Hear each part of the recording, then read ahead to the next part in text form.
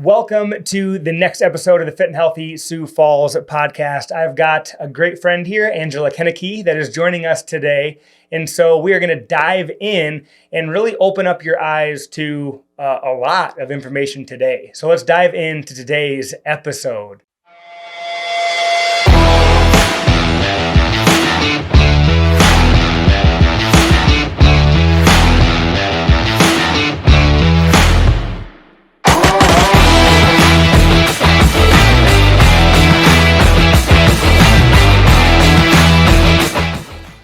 Angela, welcome to the show, my dear. Thank you very much. Thanks for having me. Yes, it is. Actually, it's kind of an honor to have you on here. Oh. I have learned more and more about you and about Emily's Hope as you've been a member at the gym now. And I'm just really interested to really uncover that world that you live in. And I'd like to kind of start off with maybe having you just share what Emily's Hope is and maybe how it came to be, if you would. Sure. Emily's Hope is a 501c3. We are a charity registered in South Dakota, but we do actually do work nationwide. Okay. So I started Emily's Hope after my daughter, Emily, died from fentanyl poisoning in May of 2018. I would never wish losing a child on anybody. It is absolutely the worst thing I think that can happen to a parent. Yeah. But I knew a few months after her loss that I really had to do something to share her story, to try to help other people, to try to make sure other people didn't go through this kind of thing. Yeah. Sadly, overdose/fentanyl poisoning deaths have only risen since she died. In the year that she died, the CDC recorded 72,000 of them. Oh, wow. And in the last 12-month reporting period, there were 112,000. So the numbers continue to go up and up. Younger people are dying. Kids are dying after they buy a pill off of Snapchat. And I just think that the work for us at Emily's Hope is really endless. I mean, we have a lot of work to do. We are helping people, but it is discouraging to see the numbers going up. Yeah. And as we were talking a little bit before we started recording, I feel very naive in this whole realm of the work that you do. I had mentioned to you, I have a cousin who sadly also has passed away from a fentanyl poisoning overdose. And my cousin that is still living, her husband, he got to share with me a little bit about it, but even then I didn't fully understand and still haven't understood, as we've been talking now, how big, and like you said, 130 plus thousand cases of this in a year. So it's definitely needed work. And I've got 3 kids of my own. I couldn't imagine losing a child. Right. And one thing I mentioned to you is just like how awesome I do think it is, though, is that you took this tragedy and have been able to put it into your life's work to help others with this. Because I feel that what you're doing is when someone does go through this, having people that out there that can support them, that have walked it, is needed. People do feel really alone, and it's very much a stigmatized death. And I'm so sorry for the loss of your cousin. Yeah. It's horrible, and she was a mom, right? Yep. And I mean, it's just, and almost everybody has been touched by this epidemic in one way or the other, whether it's a cousin or an immediate family member or a friend or a coworker. Almost everybody's been touched by it because it has a lot to do with addiction. It's not just about addiction. I mean, we know that we have teenagers out there experimenting, buying a pill off of Snapchat. Yeah. They aren't necessarily suffering from substance use disorder. Yeah. But sadly, 49 million Americans suffer from substance use disorder. Yeah. And when people are using drugs today, the entire black market drugs, all of the drugs in the black market out there are tainted, and most of them have fentanyl or other really dangerous drugs in them, such as xylazine. So it's just such a dangerous time to have a substance use disorder. Yeah. I was curious and very interested to find out, because I don't know a lot about fentanyl or how that works.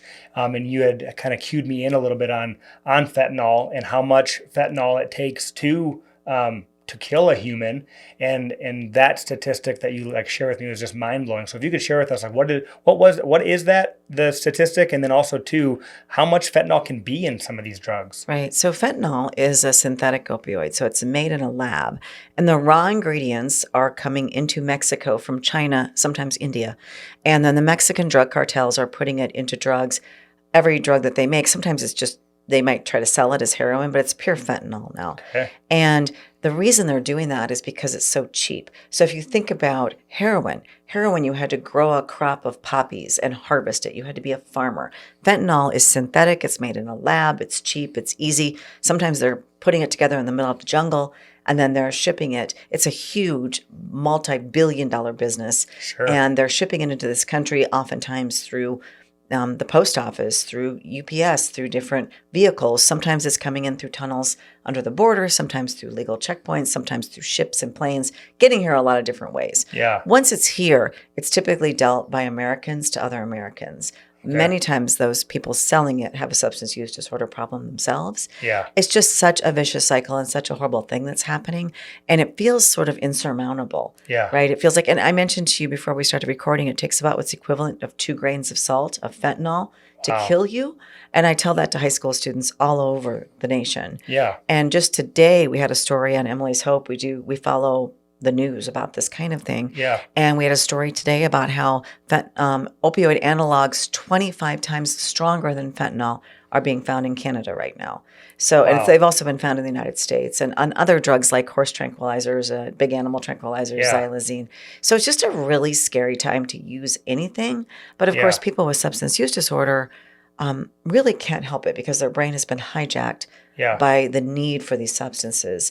And that's why it's so important that we do many things. First of all, that we educate people. Yeah. And second of all, that we get people help and that help is accessible and affordable. Yeah. So both of those things combined are what really is going to combat this horrible epidemic. I was in Miami here just last week talking with other Fit Body owners, and one of our other owners, I was sitting talking with him, and he had someone that he knows pass away from a drug overdose, and the person that he knows was clean and did not use drugs or was able to stay away from drugs for a period of time. Sure. And then had a relapse, and what they found out was that he ended up going back to drugs, and I don't know this to be true, but maybe you know more than I do. When they end up going back to using drugs again, they go back and they try to use at like the same level that they were using. That's correct. And so this is what had happened with this guy that he knew, and he went back and overdose as well and passed away. Because people build up a tolerance over time, just like you would. I mean, a lot of people drink alcohol and they build up a tolerance, right? So they build up a tolerance to these drugs, and then if they have been in recovery for a while and not using them, they go back to using the same amount. They can overdose and die. Yeah. Oftentimes, fentanyl is mixed in with these drugs, so then that is considered fentanyl poisoning. Yeah. So there's a couple things. The CDC clumps them all together and calls them overdose. Okay. But about 80% of those are from fentanyl. Can a person build up a tolerance to fentanyl? Oh, yeah, sure, they can. And people become addicted to fentanyl. And one of the reasons why the cartels put fentanyl in everything is because it's so highly addictive. Sure. And so if you have someone that thinks they're using one thing, but it's really fentanyl, or it's mostly fentanyl, I mean, they'll keep coming back for more until they die. Sure. Because it's so highly addictive.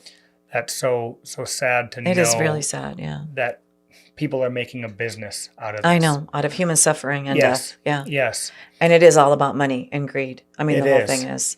And so I wanted to kind of peel back the curtain, if you would, a little bit. I can't imagine how you talk about this, but I know that you've gotten reps under your belt to be able to be a strong mom and to talk about it. Just to talk about Emily's story a little bit. And kind of when you first found out that maybe she was using drugs, and then what led to ultimately her death. So I always say the trouble with Emily started when she was still in high school. Okay. And Emily was really rebellious and all of a sudden acting out in very rebellious ways that she never had before. I mean, she's a really gifted kid academically, artistically. She was beautiful. She had so much going for her, and she had all the advantages, growing up in a middle-class Midwestern family. Yeah. She got to do so many things. She was an athlete too. Yeah. And so I think as parents, we think, we can really inoculate our children from this. We can protect them by getting them really involved in activities, right? And nobody was more involved in activities than Emily. She met a boy in high school, and he was a drug dealer. And it just sort of went down from there. She began using with marijuana. And I really fought that for a long time. I fought the rebellion. I tried to rein her in. I tried all the things they tell you to do, the tough love, the strict parenting type of thing. And nothing really worked. And I was never able to really dissuade her from that path. My tactics did change, though, as she got older. So I really approached her from a standpoint of love. And we just knew something was terribly wrong. I mean, we had been dealing with a lot of stuff for a lot of years, since about the age of 15. But before, when she turned 20, her appearance really started to change. She started missing family events. There were a lot of things that started really changing drastically. And so we knew something was wrong. And when we would confront her about it, she would deny. The hardest thing about having someone with addiction in your family is the denial. Because denial is part of the disease. Yeah. And they just want to protect their use at all costs because they feel like they will die if they don't use. Yeah. And so we were planning this intervention wondering, like, what is she doing? It has to be more than marijuana and pills. We knew about Xanax in her past, and we didn't know she was using heroin, but that's what it was. Yeah. And actually the heroin that she used on the date of her death was laced with fentanyl, enough fentanyl to kill 6 people. Wow. So. Wow. And so you said 15 is when her appearance and things her really behavior started to change. Right. And she passed away when she was how old? 21. 21. So, and you said, like, how old when you kind of first started finding out about this? Was it when she was around 15? Well, when she was in high school, we knew about the marijuana use, and we're trying to stop that. Because it's just not good. I don't care what your views are on the legalization of marijuana or the use of marijuana for adults. It's not for the developing brain. Right. And no teenager should be using it. Yeah. It sets kids up about 15 times more likely for addiction. And if you're already predisposed, if you have the genetics, I mean, you can be in really big trouble. And the environment, Yeah. Growing up, my dad was actually very addicted to drugs. And I didn't know it at the time when I was young. I found out when I was around 11 that my dad was very addicted to drugs. We had to have him go to treatment. And it was a very, I guess you'd probably say, tragic time in my life learning about this. And I'm an only child. And so speaking to your point about the developing brain, my dad had been using drugs for many, many years. And kind of what they have found out with my dad, with how the drugs that he used from his life, is that really his brain stopped fully developing, honestly, around the age of 19. If that's when he started using, maturity-wise and all that, that's true. Yeah. So his brain really stopped developing around that age. And so we've dealt with a lot of different issues from that, and my dad has. And praise God, he's been clean and not used drugs. And I guess, that, like you say, and like he says, is a recovering drug addict, is a recovering alcoholic, because to that sentiment, you're never fully recovered. Well, I think you're at risk of relapse, right? You're always at risk. Yeah. And so your dad is healthy now, which is wonderful, but also it's genetic, right? So, I mean, you could be predisposed to it if you were in the right environment. And I think one thing that I've learned through this, I don't know this to be true with drugs, because thank goodness I've never tried them and haven't had the chance to get addicted to them. But what I have found is I do have a very addictive personality. Well, sure, you're addicted to working out, right? Which is a good. We're all addicted to something, right? We're addicted to our phones. I mean, I'm probably addicted to exercise. I don't feel good if I don't work out, right? Yeah. So that's a healthy addiction. Yes. Yeah. Much better than some things that you could do. Absolutely. And like you said, since we are all addicted to something, you have to find that outlet to do that. And I know one thing that you have mentioned is that through finding out about Emily using and dealing with all the different things that came with that, you have turned to exercise from obviously a physical standpoint, but also a mental standpoint.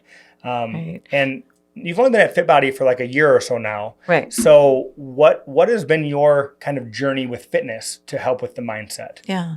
250 classes. That's right. That's right. You did. And you did it by your birthday. Yeah. That was important to me. No, I always kind of set goals for myself, but fitness is such a big part of my life. So I have been working out since I was 13. Yeah. So for a lot of years. And I've always been a regular exerciser too, because probably when I was younger, I did it more for body image. I mean, girls always wanted to be skinny. Yeah. Everybody wanted to be skinny. I've never really been skinny. I've been more fit, but, I find as I get older, I really do it for my mental health more than anything. And I want to be able to do all the things that I love to do, like hike and ski. And Yeah. I'm a real outdoors person and kayak. And I love to be outdoors and do stuff. And fitness enables me to do that. But I will also say, after Emily died, I immediately lost a lot of weight because I couldn't eat. Yeah. And I didn't feel like working out. The first few months, I probably didn't go to the gym. But when I started going back to the gym, I found a big relief in exercise of my emotions, my grief. Yeah. That you store emotions in your body, and you definitely store a lot of grief in a lot of places. And exercise really helped me with that. Yeah. So I think for me now, exercise is much more about a mental health thing than it is about appearance. Yeah, absolutely. And it releases that feel good hormone, the endorphins in you that does allow you to let go of maybe some of that stress that you're carrying around with you from a day to day. You did mention that you have 3 other children. Yeah.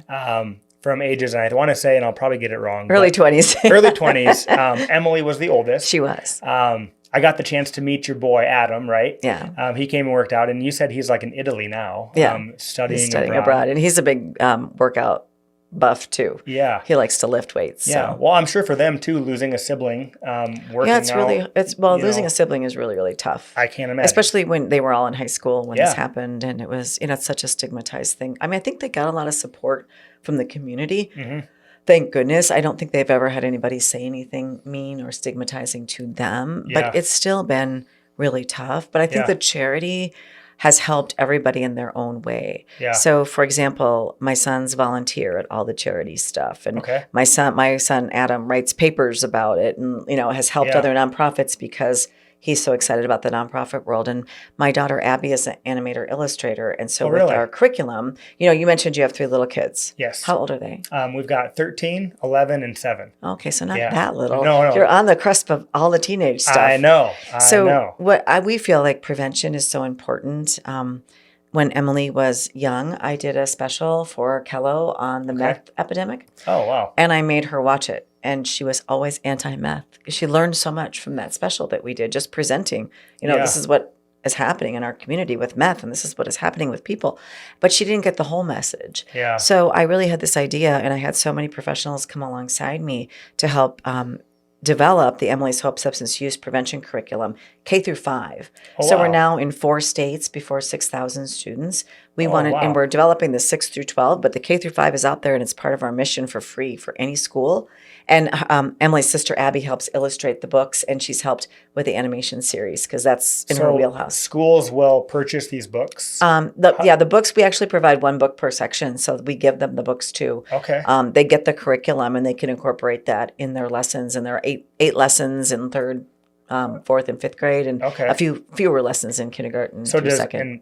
Does this help the school teacher or the school system know how to incorporate this into their teachings? Right. They're able to just take the curriculum and teach it, the lessons. And the kids learn about how substances affect their brains and their bodies and how to protect their brains and their bodies. So it's a very different approach than you may be familiar with DARE. Sure. It's a very different approach than that. It's really just teaching kids the basics about what's happening out there and what substances do to your brain. Yeah. And we teach them that, fentanyl, and you can't take anything from anybody. We've heard of kindergartners taking gummy bears, in a lunchroom and having to be treated for fentanyl. They didn't die, thank God. Yeah. I mean, but it happens. Yeah. So we're trying to teach kids, don't take anything from anybody who's a trusted adult, the difference between medicine versus candy, all of these things. And so are these actual physical books that you guys have created and developed? Right. Books and animation series and lessons. Are those in any of the schools in Sioux Falls area at all? They are actually in some schools surrounding Sioux Falls, and we're actually going into the after-school program in Sioux Falls right now. Oh, very cool. Yeah. That is very cool. And right now, so the K through 5, you said it's done,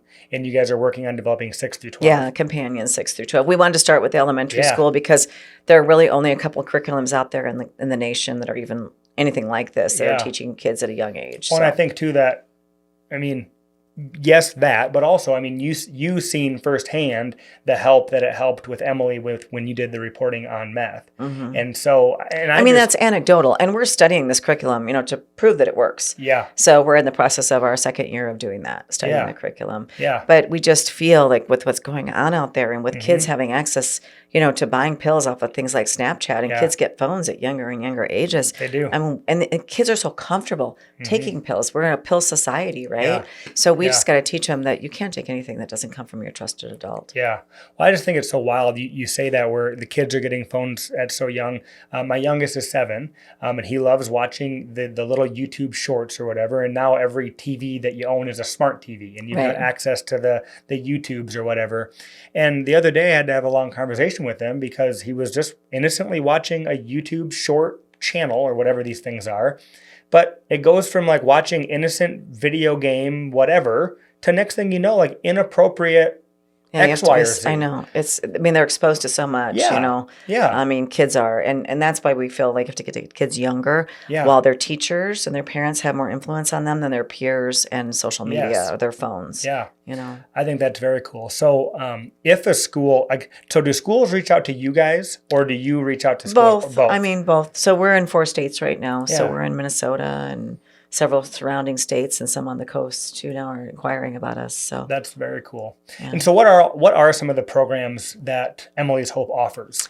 So we have our education curriculum. That's a really big part of it. Yep. And then we also offer treatment scholarships through the Avera Addiction Care Center. Yeah, you were telling me about that. We've helped about 250 people go through treatment. We helped just recently a couple of women who got fired from their jobs while in treatment. We were able to pay their COBRA and keep them in treatment.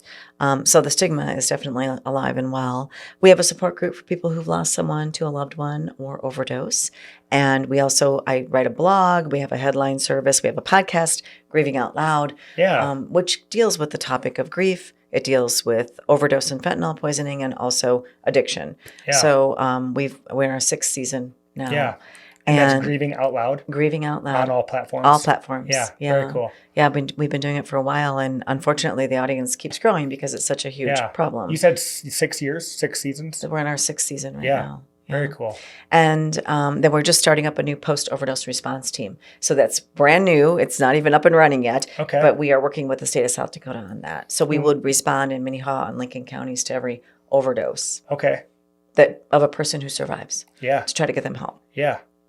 Okay, so the one thing that stood out to me, obviously, as I shared just a few minutes ago, that I had a cousin who lost his wife to an overdose, and I know the grieving that he went through. There's all sorts of different grieving that you may go through with this, but what is the support group that you guys offer look like? Is it like they meet weekly? Do they meet over Zoom? Do they meet in person? What does that look like? So we meet in person because we feel that's so much more effective for support than on Zoom, although we've been asked to expand to do Zoom too, so we'll see maybe in the future. But right now, we offer it to anyone who's lost a loved one to overdose or fentanyl poisoning. We're mostly moms. Sometimes we've had a fiance or a sister come along with too. We don't have a lot of guys join our group. That may be we're kind of stubborn. Yeah, I know. Talk about your feelings and stuff. Yeah. But I think most of the women there's a couple of us who are about 5 to 6 years out. I think we're of great hope and support to many of these moms. We have about 15, 16 in our group. Yeah. And many have lost people like within the last year or last 2 years. And so that grief is so fresh and raw. Mm-hmm. But I think we can just help each other. And so we meet once a month. How long after losing Emily were you able to find yourself talking about it more and being able to work through your feelings more? Well, at first, I didn't know if I'd ever be able to do anything again. I mean, obviously the rug is pulled out from under you when you lose a child, and I didn't even know if I'd be able to go back to my job, and I felt ruined, really. Yep. But within a few months, I took 3 months off of work, and within a few months, I just decided I had to speak out about it, had to speak up about it. And I don't know what was compelling me to do it, but I just knew I had to do it. And I had a platform because I worked in television. So I had a platform where, if I would tell her story, people would get it. Yeah. And so I started using that platform, and the charity just kind of grew out of that. Yeah. So Emily's Hope, what does that mean to you? So Emily's Hope, you decided to make this charity. Like, what is the hope version of it? So obviously, when you lose a child, you lose hope, right? So it's a big, huge loss. But I named Emily after Emily Dickinson, and there's a poem called "Hope is a Thing with Feathers," and I kept thinking, I just want to give other people hope. That they don't have to go through this. I don't want anyone else to experience this pain. Yeah. And that was really what drove me. It continues to drive me to this day. Yeah. That's very cool. How crazy that poem was kind of always in your mind. In fact, she made me a feather, a pottery feather with that poem on the back for Mother's Day one year. Wow. And, she knew it was her favorite poem too. So. Yeah. And I don't think we touched on this yet, but Emily was an artist. She was, yeah. And I seen that you guys, and it was in January, right? That you have is it every January that you guys have your benefit? We usually have it in the last weekend in January. Okay. It's the Emily's Hope Art Show and Auction. Okay. And so we display Emily's artwork. She left me with 29 paintings and several pieces of pottery and other painted objects. And she did drawings and paintings. And so we display her artwork, and then we auction off the work of other local, regional, national artists. Yeah. So we've had a pretty good following. Yeah. A lot of support from the community, which means so much. Yeah. Yeah. I've unfortunately this year I was not able to attend. I have it on the radar to attend next year because I've seen some of you guys like recap videos. So I think I've seen 2022's recap video, and it just looks like an amazing event. I think it looks like you guys like serve a dinner and have a whole evening. We have a dinner and a silent auction and a live auction. We have music and It looks like it's probably, and then some different people come up and talk about their stories. We had a mother this year who talked about her son went to a destination. He was 34 years old. Went to a destination wedding in Nashville and somehow wound up with fentanyl in his system. He's not a regular user. They don't know if it was put in his alcohol. The only other thing in his system was alcohol. He and another friend just dropped dead on the road, in Nashville. So she spoke. She's from this area. And then we had some people who've been through recovery, are into recovery now because of Emily's Hope. Yeah. And we've had other people speak, so it's been very compelling. Yeah. And I think I've seen in the video recap from the previous year, like a hallway that you walk down, and it has all these pictures of all the different people that you guys are remembering and supporting and doing this in honor of them, so that others don't have to hopefully lose their life. And we don't want them to be forgotten and stigmatized. You know, they were people. They were somebody's sons and daughters and husbands and wives and aunts and uncles. And people need to realize that. Yeah. Because there's a lot of diminishing of human beings, when they suffer from substance use disorder. Yeah. They almost, others would look at them and judge them, for using substances. And, it can affect anybody. It can. There's it's affected your family. It's affected, and it affects a lot of people. A lot of people do keep it hidden. Yeah. I mean, that's part of the stigma that exists to this day. Yeah. Well, because they're also, too, they're maybe afraid of getting judged. If someone finds out that they're addicted, because people can look at that and think, stop. Like, just stop. It's just not that easy. It's not. Because the brain does become hijacked by the substance. Absolutely. And whether it's alcohol or drugs. Yeah. Yeah. So I think that is just incredible. And so at FitBody, what we do is one of our core values is build community. And we've decided that there's really no better way to build community than to find nonprofits and charity organizations in our community to be able to partner with. And so at FitBody, we've partnered with Emily's Hope for Q1, so January, February, and March. We've partnered with you guys, and I believe our next partner you said that you also work with, which is Call to Freedom. Yeah, we've helped victims of human trafficking go through treatment. Yeah, because you had said that a lot of the victims of human trafficking, they're controlled through substances. Yes, 100%. And so there's also trauma with substance that they come out of as well. Right. But so for Q1, all of our charity works with you, and so we appreciate that. Yeah, absolutely. And so what we're doing though, and so for anyone that's watching or listening, we'll share a couple things with you guys. But the first one is in the description of this episode, you're going to be able to find a link where you can claim a free week. And when they come in and claim a free week, every person that comes through the door, if they just try one session out, we'll donate $10 to Emily's Hope just to raise awareness for obviously Emily's Hope, but then also spread the awareness of how much fitness can change your life. And then the second way is we're going to drop a link to your guys' website. What is the best way to find out more about Emily's Hope? Yeah, we have a lot of information on our website. We actually have 3 websites. So we have emily'shope.charity, we have emily'shope.edu.org, which is our education website. Okay. And then we have morethanjustanumber.org, which is our memorial website for people who've lost their lives in this way.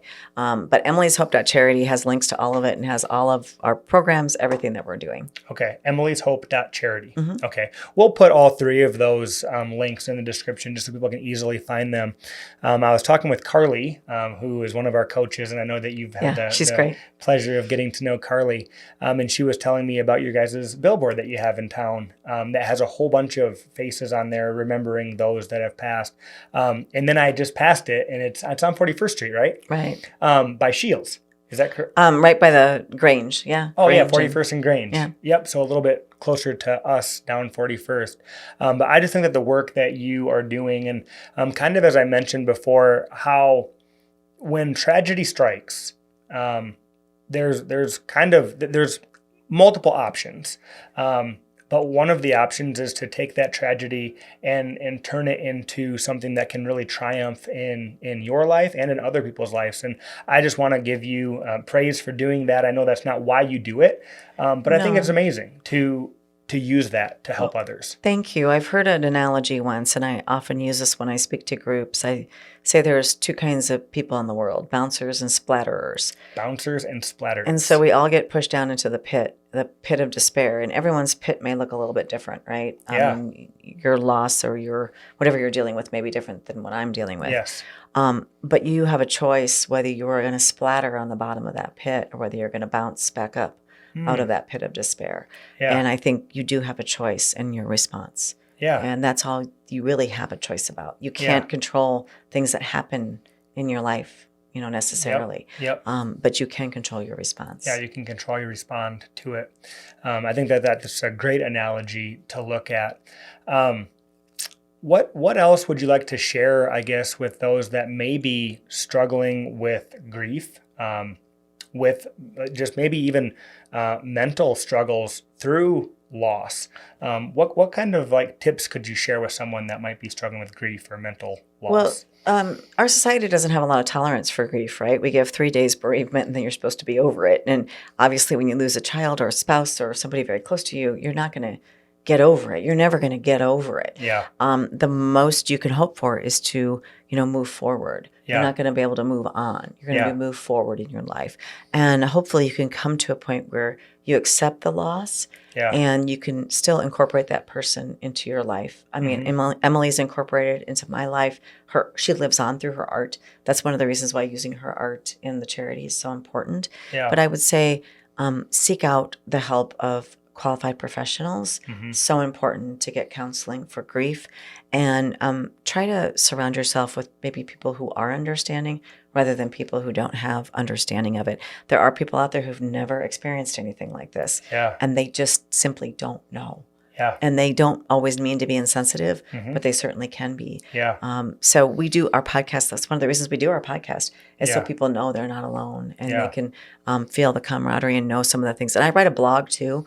I've written a blog. I've kind of documented everything I've been through since right after Emily's death. Yeah. And I think that helps people to Is know that they're on not your alone. website? Yeah, it's on our website. Yeah.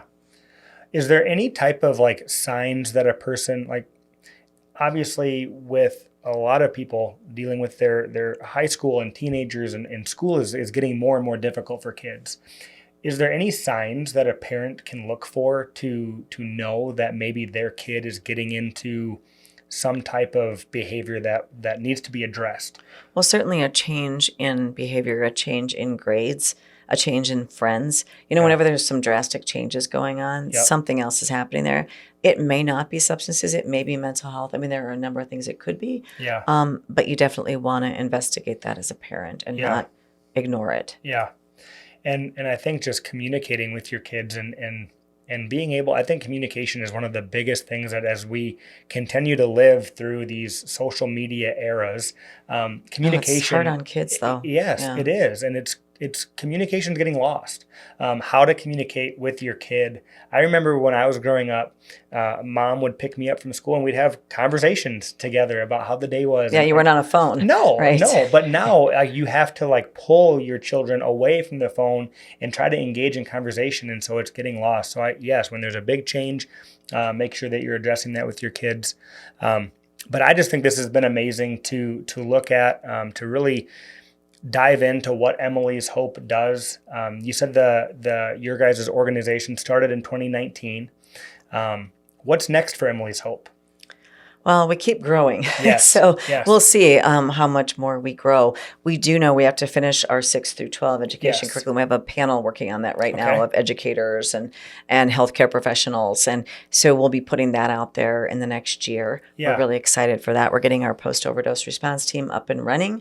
And we have some other things in the works that we're working on, so we have to secure funding for. But we're going to continue to fight this battle as long as this many people are dying every year. Yeah, absolutely. We're not going to stop. So. Yeah. I think one of the things that you had mentioned to me just not too long ago, and I think is newer for Emily's Hope, was the boxes. Oh, right. I failed to mention that. Right. Yeah. So we did receive a grant through the Sioux Falls Area Community Foundation to purchase some Narcan, and we bought some old newspaper dispenser boxes that have been refurbished. Yeah. And so there's a QR code on them, and we're looking right now to place those. We have a couple of them we want to place in the city. We're also looking at placing Narcan near defibrillators throughout the city. Just maybe one carton of Narcan near defibrillators so that it's easily accessible for people in emergencies. How does Narcan work for those that don't understand? And we also pass out fentanyl testing strips as well. Oh, okay. So that was something else we worked with Link on. Okay. So Narcan is a medication, a nasal spray that you give to someone who has suffered from an opioid overdose. It only works if you have had an opioid overdose. So you can give Narcan to somebody if they're passed out, and if they are not having an opioid overdose, it doesn't matter. It doesn't hurt them. Yeah. Doesn't affect them. But if they're having an opioid overdose, it brings people back to life. Okay. So it's very necessary that it be done immediately. And with some of these more powerful analogs I was telling you about that are out there, I mean, it has to be done almost exactly immediately. Yeah. Or it's too late. So it's so important if you can get Narcan or get it from us. We have it for limited. It's expensive, so we used all of our grant money to order as many as we could, and we're looking to replenish those funds to be able to order more. But if you can carry it with you, if you can have it in a purse or have it handy, you never know. People have overdosed in public restrooms. People have overdosed lots of places. So in traffic, I mean, it's just a good practice to have it on hand. Yeah, absolutely. I do. I think that the work you're doing, I think that charity work is amazing because there's so many people that are being helped by the work that you're doing. And like you said, it is sometimes hard to know exactly who's being helped. But the fact of the matter is that you're doing the best you can to take what you've been through and help as many as you can along the way. You guys, we're going to post the different links. I'll make sure that Angela and I touch base afterwards here and just get all those links down so that we can share them with you. But if you are dealing with grief, with any type of mental battles, with anything, just know that there's people out there that care. There's people out there that can talk to you. And we have a number of resources on our website, too, for you or for a loved one. If you have a loved one who's struggling with addiction or you're struggling. And, of course, you can always dial 988 for immediate assistance. Now, that's not an emergency assistance, but for immediate assistance to get help, whether it's a mental health or addiction issue. Yeah. But we really appreciate Fit Body's, support. Absolutely. It's I don't know how to say, it sounds weird to say it's been fun, but I mean, it has been fun, right? Like to be able to. I think partners are so important. Yeah, absolutely. Because you never know what person or what community what the people they're touching, right? And so until I got to know you, I've never heard of Emily's Hope. My cousin had passed away years ago, and I didn't know that you in your organization existed. And so sometimes just having the knowledge. So whether this episode directly helps somebody or indirectly helps them just by now more people have the knowledge of what's available to them, I think is going to be huge. So we will post those links down below, you guys. Thank you for taking the time out of your day.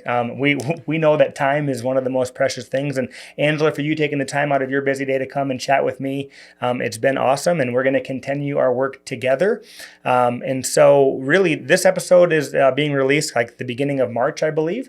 And so there's about 3 weeks yet, you guys. If you're watching this and you want to try out FitBody, you've got 3 weeks to come in, use that link, and every single person will donate $10 over to Emily's Hope. And then we'll also put the links and resources all to, I believe you said Emily's hope.charity. That's right. We'll put that down below as well. But thank you guys for joining us, and make sure that you like, subscribe, and share this episode. And we will see you guys all next Thursday. Bye, you guys.